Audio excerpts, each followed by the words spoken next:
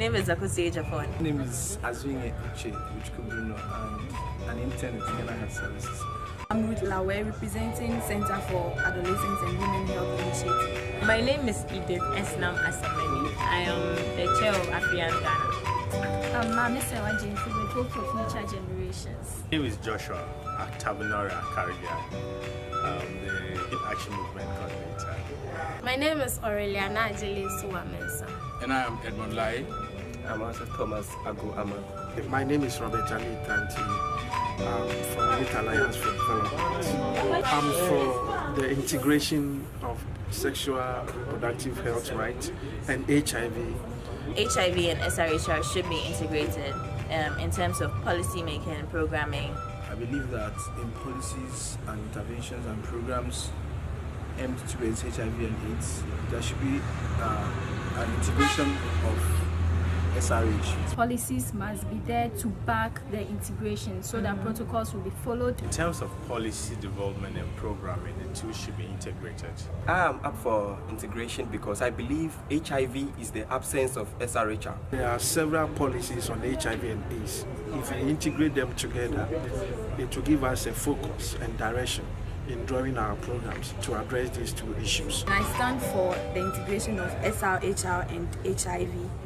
This is because it's going to reduce the stigmatization of people living with HIV. HIV has a lot of things to do with their reproductive rights. It also has a lot of things to do with their reproductive health.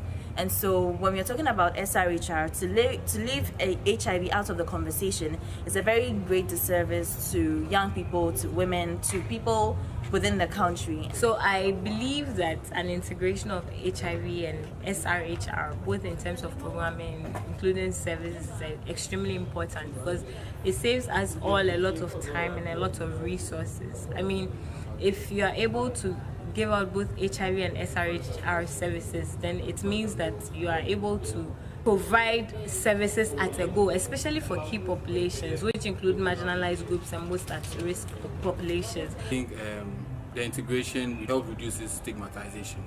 And when we are talking about SRHR, we want to talk about safe sex and all.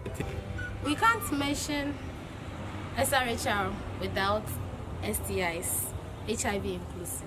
Because these two issues are more or less related. You shouldn't decouple them. Because if majority of HIV infections are coming out of sexual related activities, then it means that in advocacy and programming, the two should be together. Going to serve as a one-stop shop for any information on sexual reproductive health and HIV.